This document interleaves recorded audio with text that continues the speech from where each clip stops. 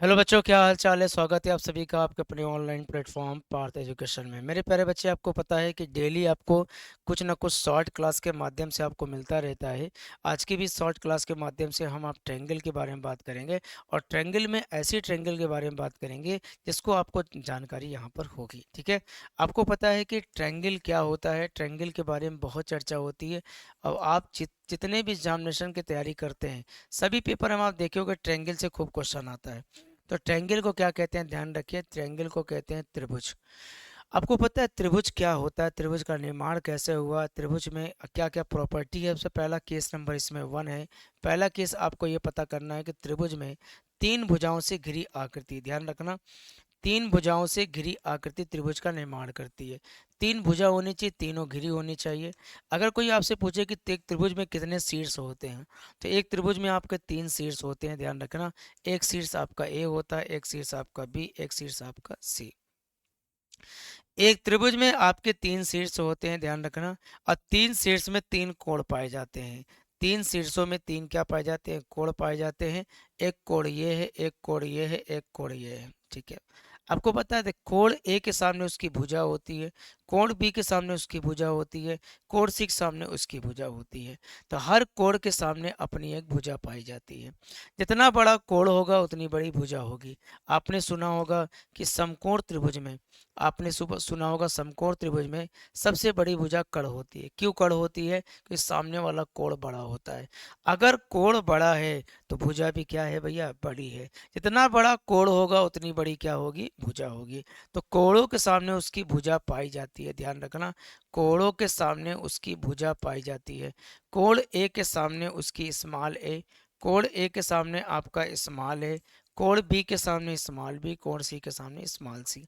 अगर मैं कोण ए के सामने पूछूंगा तो भुजा ए है, कोण बी के सामने कहूंगा स्मॉल बी है, कोण सी के सामने स्मॉल सी है। अब कहानी ये है कि हमने बताया कि सबसे पहले आपको बता दें, त्रिभुज में तीनों अंतःकोणों का योग। केस नंबर दूसरा, केस नंबर दूसरा क्या होता है, केस नंबर दूसरा देखो। अगर मैं ट्रायंगल पकड़ लूं, तो अगर मैं कहूं कि ट्रायंगल में ध्यान रखना, ट्रायंगल में ये आपका ए है, ये आपका बी है, ये आपका सी है। तो त्रिभुज में ये तीनों कोण को ले लो। तो तीनों कोण में कोण ए प्लस कोण बी प्लस कोण सी बराबर 180 अंश होगा। त्रिभुज में तीनों कोण का योग जो होता है वो कितने अंश होता है बताइए, 180 अंश होता है। त्रिभुज के तीनों कोण का योग कितना होता है, 180 होता है। ठीक है, अब यहाँ पर आपको पता है कि कोण ए के सामने स्मॉल है, कोण ए के सामने स्मॉल है, कोण बी के सामने स्मॉल बी। अब कहानी है कि त्रिभुज तीनों कोण का योग 180 अंश कैसे होता है। तो 180 अंश इस प्रकार से होता है, देखो।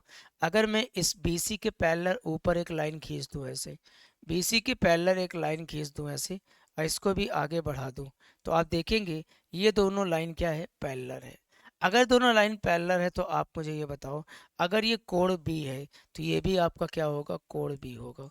आपको पता है ये कोण C है तो ये भी आपका क्या होगा, कोण C होगा। और एक रेखा है, इस रेखा पे जितनी भी कोण आएंगे सबका जोड़ कितना हो जाएगा, 180 अंश हो जाएगा।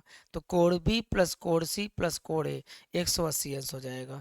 अब कहानी ये है कि ये वाला इस कोण के बराबर कैसे है। ये एकांतर कोण है, ये कोण बी है तो ये भी कोण बी है, ये कोण सी है तो ये भी कोण सी है। तो ये वाला कोण इस कोण के बराबर, ये वाला कोण इस कोण के बराबर, और बीच वाला कोण तो रहबे करेगा। तीनों कोण को योग करके बराबर करेंगे तो 180 अंश आ जाएगा। ठीक है, आगे बढ़ेंगे। केस नंबर अगला, केस नंबर 3 के बारे में बात करते हैं। केस 3, तो केस 3 के बारे में बात करेंगे, ध्यान रखिए। केस 3 हमारा क्या है, केस 3 हमारा ये है कि कैसे पहचानेंगे कि त्रिभुज बनेगा नहीं बनेगा। कैसे पहचानेंगे त्रिभुज बनेगा कि नहीं बनेगा। तो अगर पहचानना हो तो आप कैसे करेंगे, इसको ए लिखेंगे, इसको बी लिखेंगे, इसको सी लिखेंगे। किस तरह पहचान होगी कि त्रिभुज बनेगा नहीं बनेगा। तो कोणों के सामने उसकी भुजा होती है, ये आपकी स्मॉल भी होती है, यह स्मॉल सी होती है। अब कहानी ये है कि त्रिभुज में दो भुजा का योग, ध्यान रखना। मैं यहाँ लिख दे रहा हूँ, किन्हीं भी किन्हीं भी दो भुजाओं का योग, किन्हीं भी दो भुजाओं का योग, दो भुजाओं का योग तीसरी भुजा से बड़ी होनी चाहिए।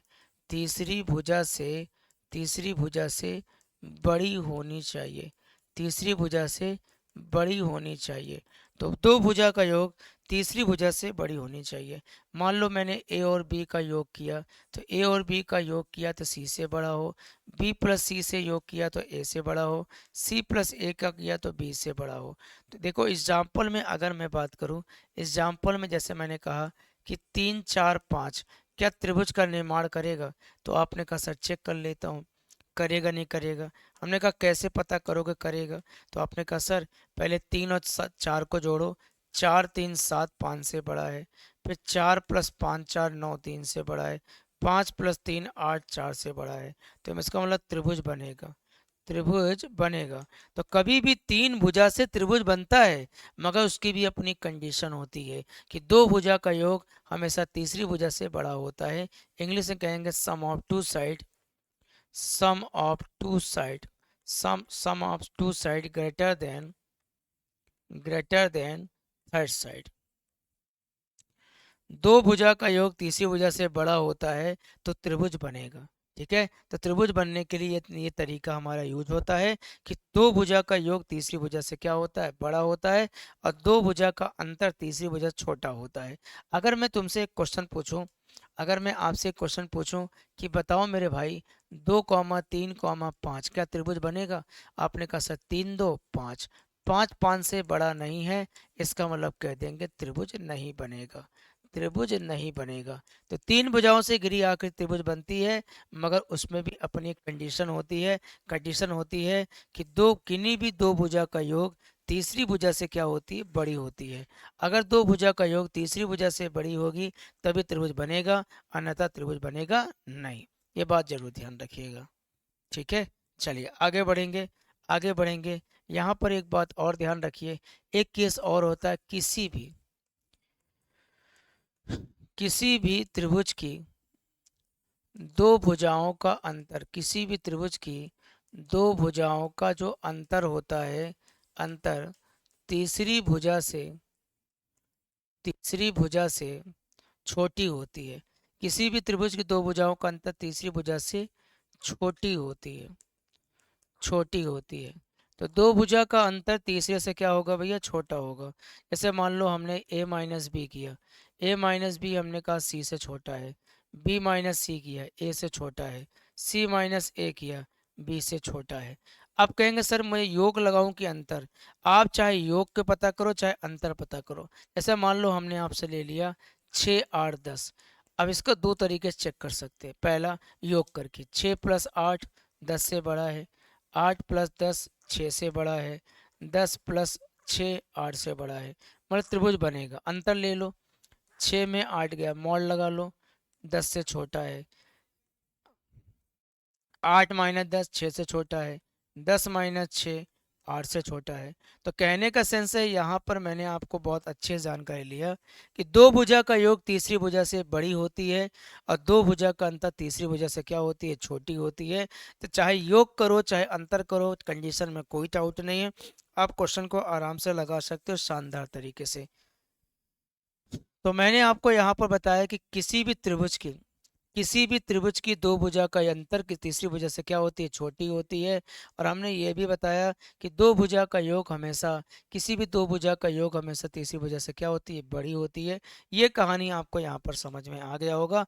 ऐसे तमाम कहानी को जानने के लिए आप चीज़ों को एकदम बेहतरीन तरीके से कर सकते हैं।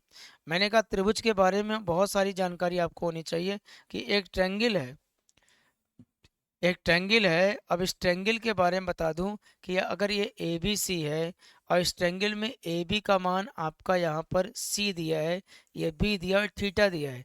अगर त्रिभुज में दो भुजा के बीच में कोण हो, दो भुजा के बीच में कोण हो, दो भुजा के बीच कोण हो, दो भुजा के बीच कोण हो, तो त्रिभुज का क्षेत्रफल क्या होगा, त्रिभुज का एरिया क्या होगा, हाफ दोनों भुजा का गुणा और साइन थीटा। ये बहुत इंपॉर्टेंट फॉर्मूला है आपके पेपर के लिए। ठीक है, इसको आप नोट कर सकते हैं। त्रिभुज की अगर एक कोण पता हो और दो भुजा पता हो, दो भुजा के बीच में कोण पता हो, तो एरिया का फॉर्मूला होता है हाफ दोनों भुजा का गुणा साइन थीटा। अगर यहाँ पता होता तो इन दोनों का गुणा साइन थीटा। ये चीज़ यहाँ पे इस्तेमाल कर सकते हैं। ठीक है, तो भैया जी आप लोग मुझे बताइए कैसा लगा आप लोग को ये क्लास। तो आई होप आपको ये पसंद आया होगा। ऐसे अन्य जानकारी के लिए आप पार्थ एजुकेशन चैनल को सब्सक्राइब कर लीजिए। और तमाम एग्जामिनेशन तैयारी कर रहे हैं, चाहे वनडे एग्जामिनेशन चाहे किसी लेवल तैयारी कर रहे हैं, तो आप हमारे साथ जुड़ सकते हैं। हमारा एक नया चैनल भी है जिसका नाम है रोजगार पार्थ। रोजगार पार्थ चैनल को भी सब्सक्राइब कर लीजिए, क्योंकि बहुत जल्दी उसमें भी क्लास आपकी चलेगी। ठीक है, चलिए आज के लिए इतना ही। धन्यवाद। जय हिंद, जय भारत। Thank you.